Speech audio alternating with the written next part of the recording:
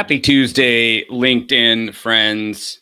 Welcome to another episode of Lean Coaching for Lean Coaches. So excited to be back with you again for another version. Hope you've had a fantastic weekend and your week kicked off well. And we're just going to hop right into it. So excited to bring on um, someone that I've just gotten to know here recently, has a lot of great energy and passion around lean, and we'll just bring her on in, Miss Emma Bint. So happy to have you on today and do some good work together. So, how are you doing today, Emma?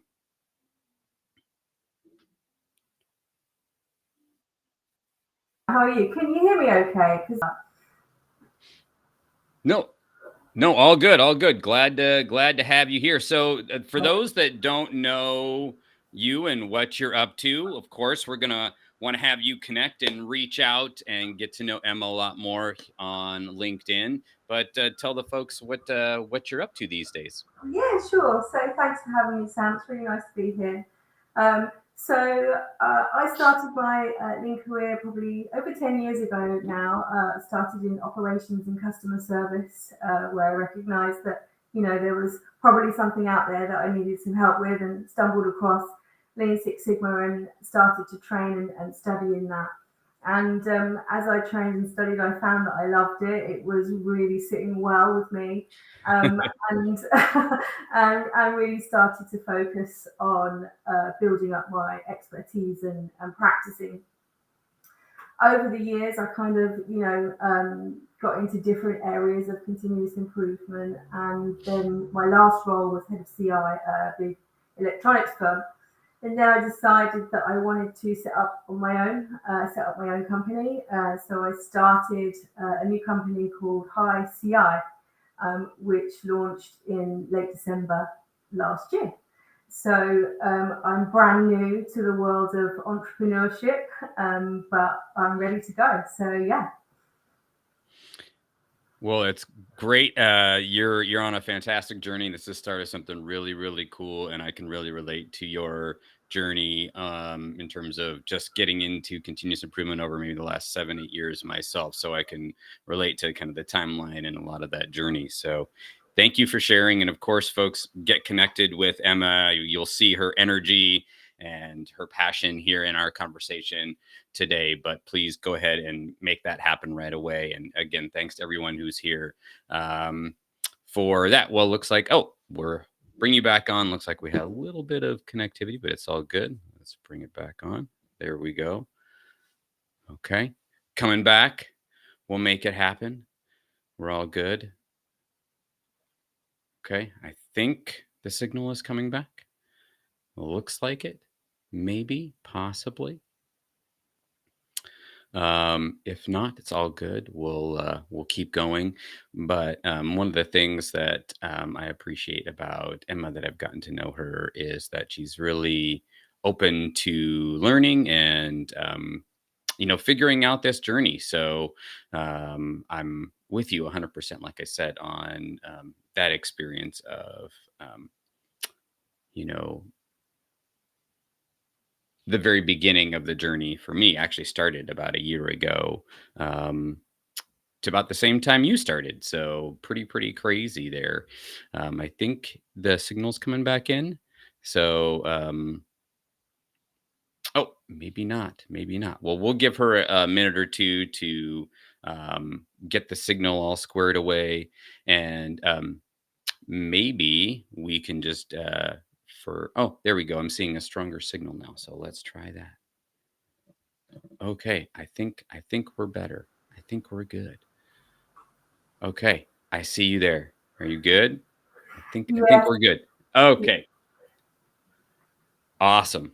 Can you hear us? I Are you can. Yes, walking? I can hear you. Okay, awesome. Well, let's do this thing. You ready to do some coaching? Yeah, sure. All right. Okay, great. Well, what's on your mind today? What have you been thinking about lately?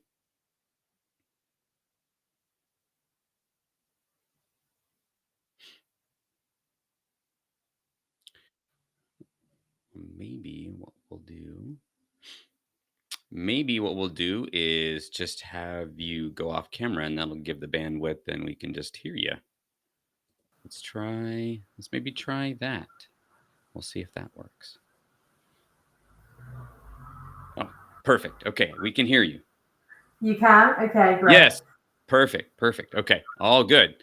We'll pretend we're seeing. We've already seen your face, so we'll put that right on the image of that EV right there. All good. So what's been on your mind lately? What have you been thinking about around your business Yeah, or just recently? All that. yeah, a lot's been on my mind, Sam, to be honest. So I'll try and keep it condensed. But one of the main things that I'm thinking about and probably struggling with is, where do I get my leads from now? Because the breadth of continuous improvement is so wide, and it can apply to anywhere, any business in the world. Like, where do I start?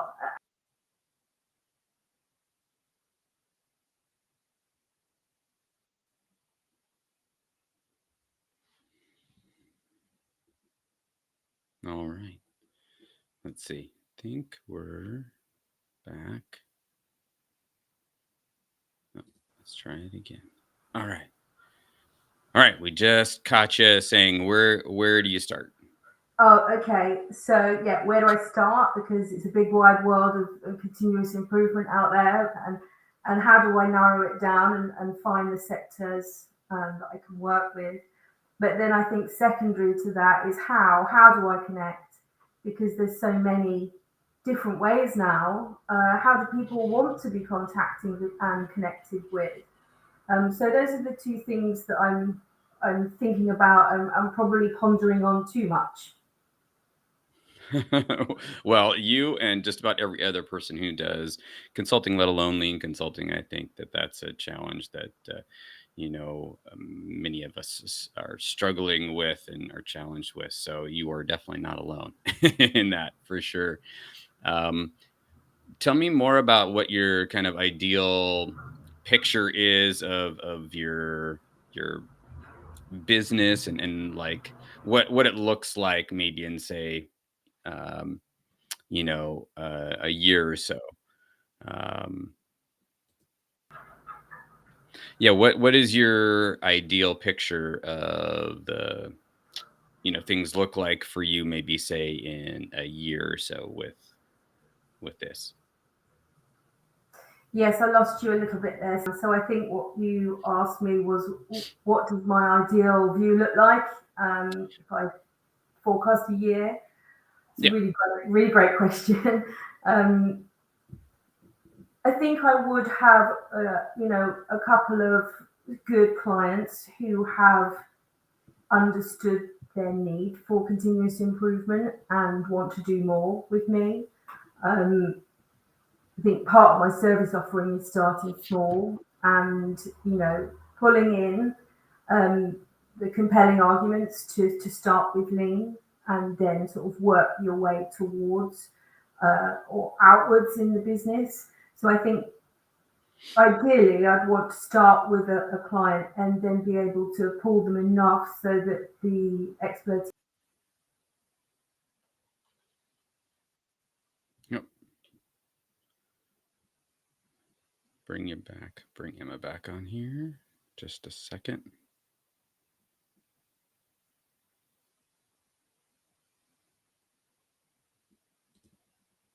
Let's see. All right, there we go. Hello, can you hear me okay? Yeah, yeah, can hear you. You had said we got to a couple good clients, and we're sharing a little bit more about, starting from kind of the inside and working out maybe a little bit. Yeah, and then sort of have those areas want to try more and do more. So it's a really great question because I've thought about maybe 5 years time, thought about maybe 10 years time, but not necessarily thought about 1 year's time.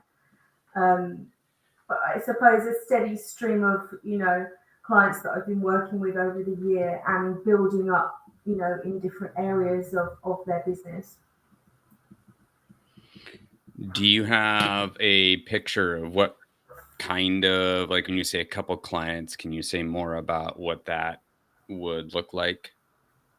Yeah, so my business plan focuses on small businesses, particularly. From my research, I know that there are many, many more small businesses in the UK and other areas than there are medium to large size businesses. Mm, I see the need for in those smaller businesses, sort of starting on that continuous improvement journey, likely to be in the service side of the business, customer service, that kind of area. Um, because I think those areas are sometimes overlooked when it comes to lean. So yeah, that's where I see a focus. do you have a picture in your mind of what like the ideal types of businesses or who the customers are within those businesses that you really would love to like work for and with? Another great question, Sam. Um, no, I probably haven't thought of the ideal client yet. Um, I guess with customer service, it can span so many industries. But again, where do I start? Yeah, that's really the question, right? And so getting that picture of okay, what's the if I'm like if you're looking out like a year, um, even having some like starting here, like having okay, service sector is better than like small business because you want to have like a clear picture, as clear as you can of the kinds of people so that when you're talking to them, that your message is resonating with them and they're wanting to have conversation with you Yeah, versus just generally, speaking out into the air about continuous improvement. Um, so you'd like to have a couple good clients, customer service industry or customer service type side of the business, small business. Um, if you're thinking in terms of where you're at right now with things, how are things looking for you, or where are you at in relation to that? yeah. So I'm starting to build up, like I was talking about, the platforms in which I communicate by. And that's kind of like the secondary area is there's so many communication platforms. Do I do the tried and tested method of emails and mail shots? Do I pay for LinkedIn services? Do I use things like Fiverr? There's so many different ways that you can do it now. You know my question to myself was, how do people like to be communicated with? And I suppose, as we've been talking over the last few weeks, Sam, um, I guess it's wherever you find the most pull, really, isn't it? That's the platform that you pursue.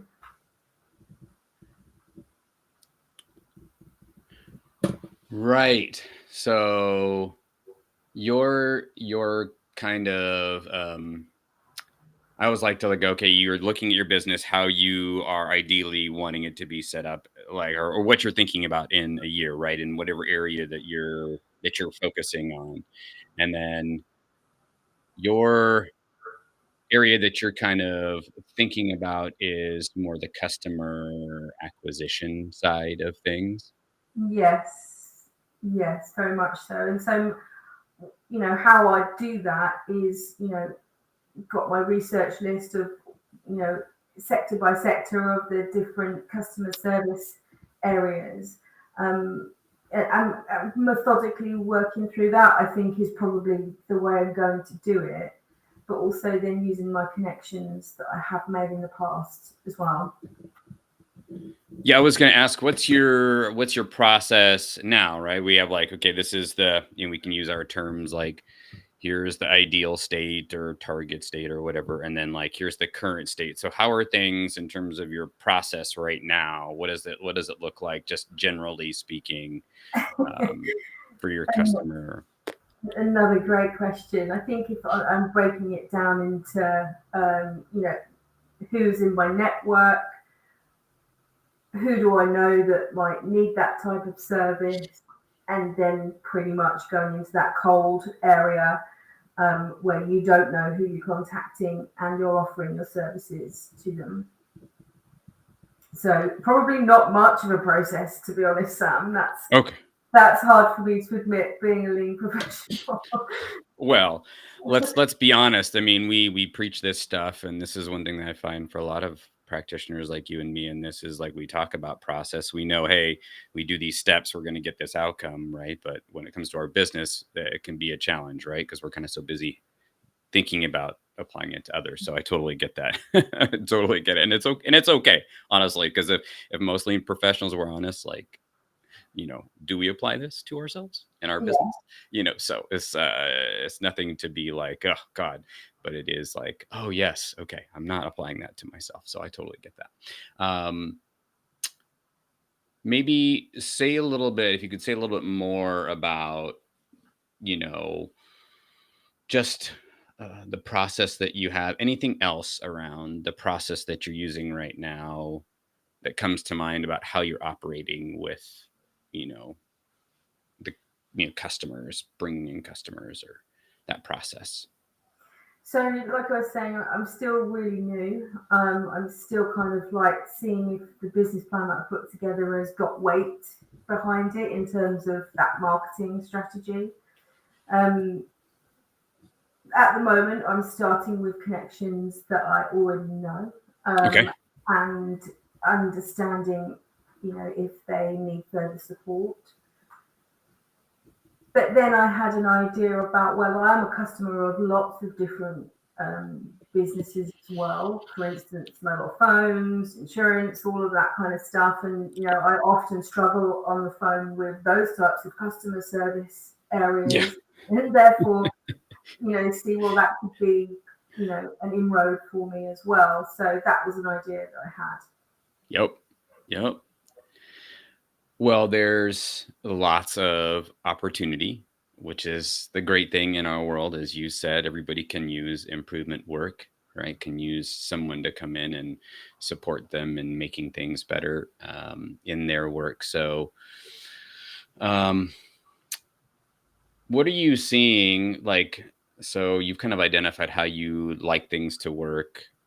You have a general idea of how things are working. Of course, we could get and dive into more detail on both those, but just kind of a general picture there. What are you seeing as the main obstacles, or what do you feel are the main obstacles that are keeping you from getting to your ideal place? Yeah, great question. I think with continuous improvement, you don't know you need it until you need it.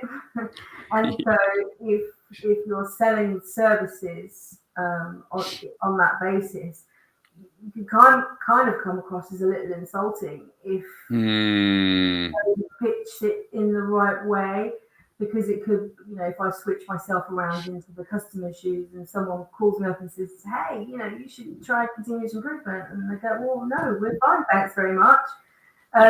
It's almost like you don't know you need it until you do. So that, I think that's probably a challenge that I'll face as I come across. And then, thinking about, again, the world of lean is so big, and the offering is so big, Yeah. kind of breaking down the services as well, so it's more palatable and easier for people to understand. So, for instance, breaking it down into problem solving tools, or breaking it down into problem solving training and stuff like that, rather than trying to the whole gambit, which can be very confusing for people, especially new to continuous improvement. Of, where do we even start with all of this?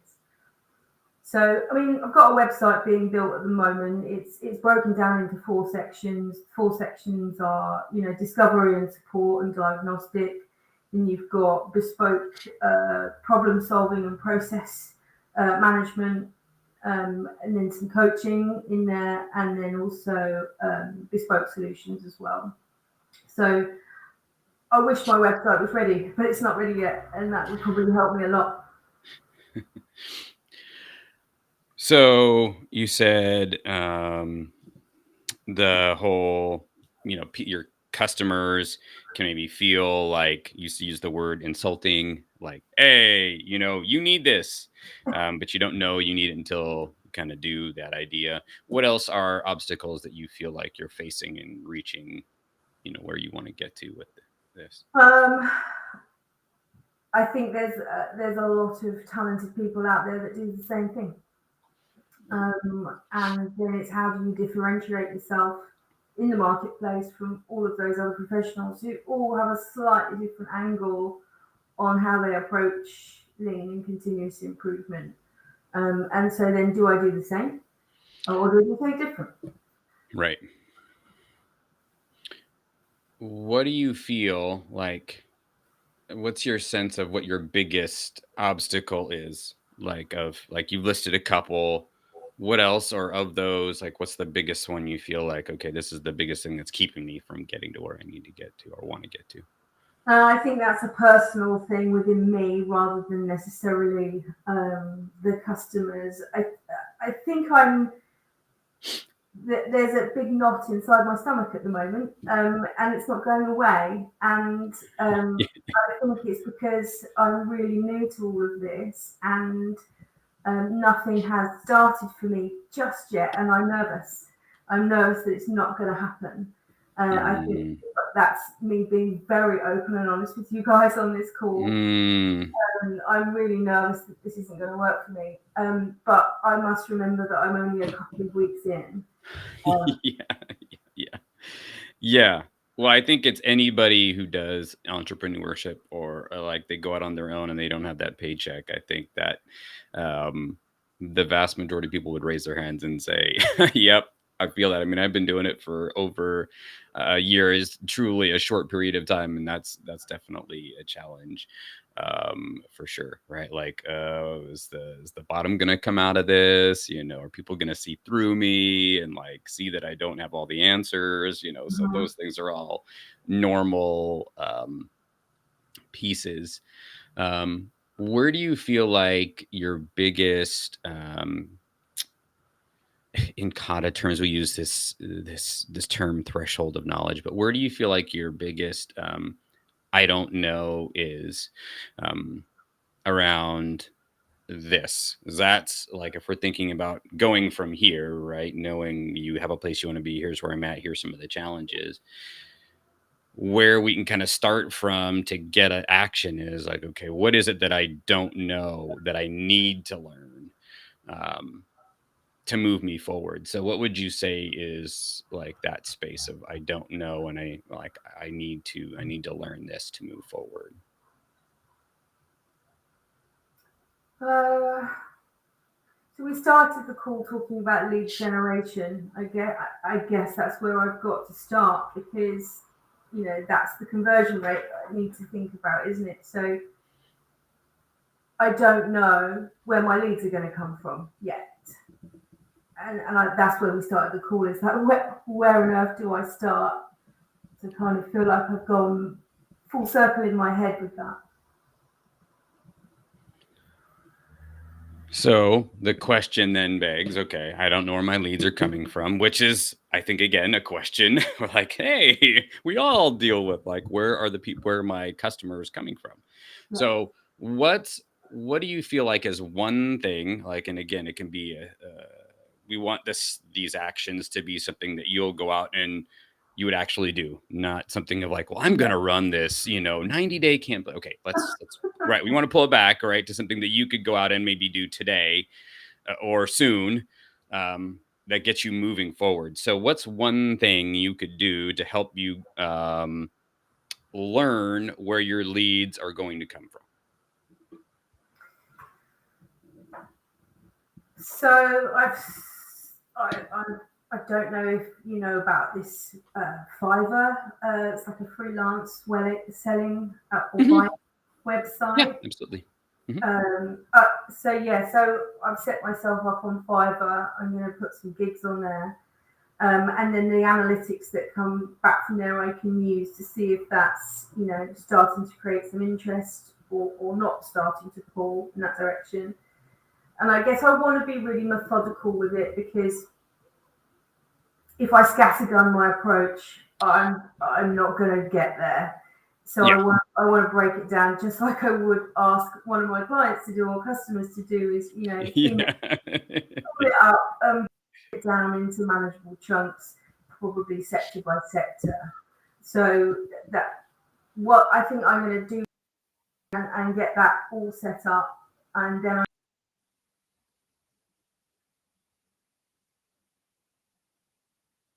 Oh, something's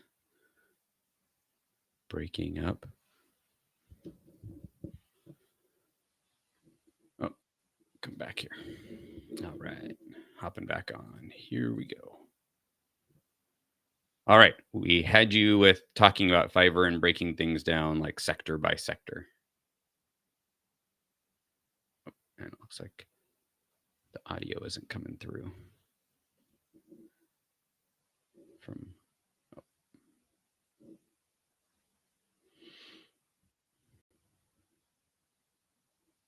all right. Let's see. Let's give it one more shot here.